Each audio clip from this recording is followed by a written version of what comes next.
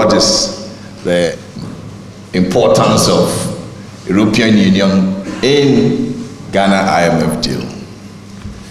Now, if you study the deal carefully, right, the deal is encompassing, and it's about, 125, pages of document. See, in Ghana, we find it difficult to read, but then the details are in the print, which most of the time we overlook. But then I'm trying to link the legal environment and then the European Union's role in the Ghana IMF deal.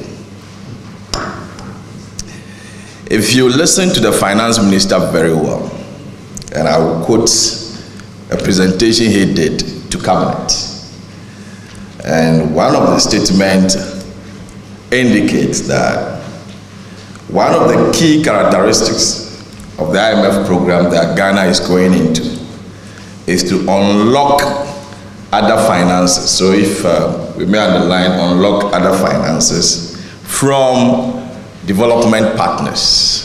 And when we say development partners, EU is part of them. And to promote and build confidence as well as provide comfort to investors.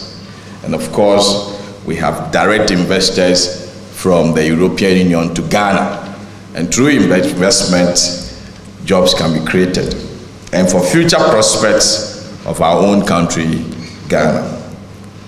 Now, in the past, Ghana has been engaging development partners. It's not the IMF program that is going to promote our engagement with, development partners, including the EU. And of course, the legal environment, very, very necessary in the sense that if your economy opens up for investment, you need a serene legal environment to promote investment. There is no way anybody will send his money to an environment where there will be a litigation and there's no center for resolution. So legal environment plays a major role here. But as you can see, it's not just by chance that the topic, sits up there where European Union and legal environment are playing a major role. But I will take it from that line of statement by the finance minister to cabinet. And clearly, the DPs are very, very important. In essence, that 3 billion, of course, as the chairman indicated, is a loan that we're going to get from the IMF. But the 3 billion is nothing to write about. As we speak now, our balance of payment is somewhere negative $4 billion and over dollars. So that 3 billion that is going to be spread for about 3 years will be nothing to write about. But there are add-ons which indirectly may help the economy to grow.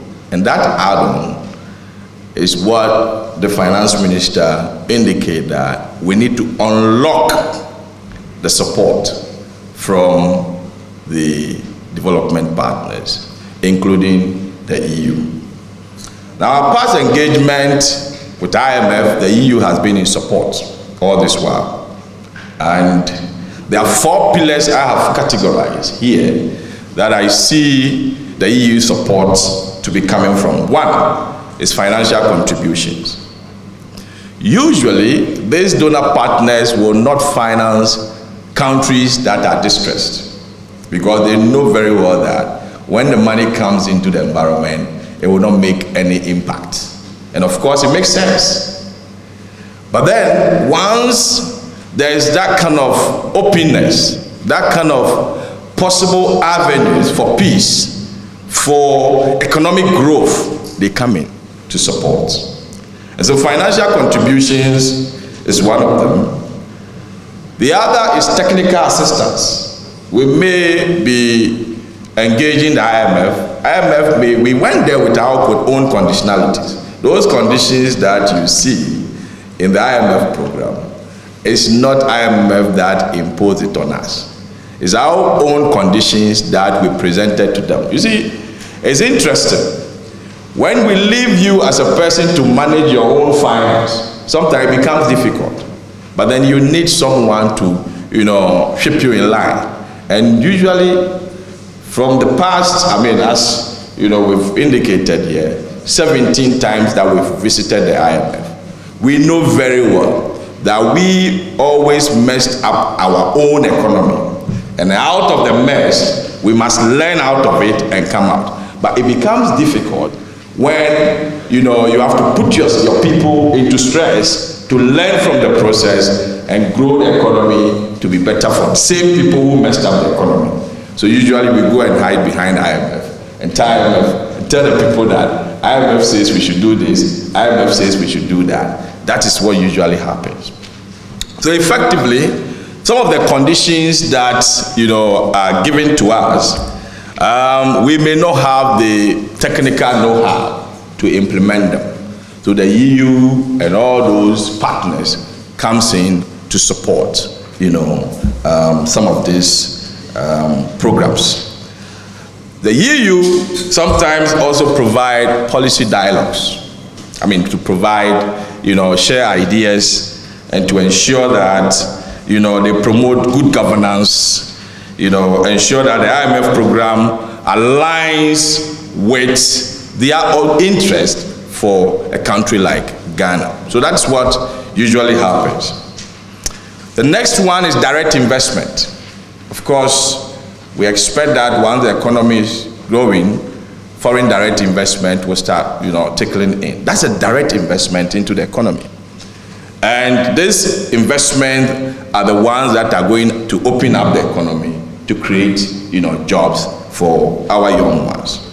So effectively, it is important to note these pillars that the EU comes in. And as I've indicated, the EU does not come in directly because the agreement we have with the IMF is a bilateral one. It's one-to-one agreement with the IMF. There's no third party that is coming. But then there's an indirect way that the development partners can influence, this deal for us to have a good program.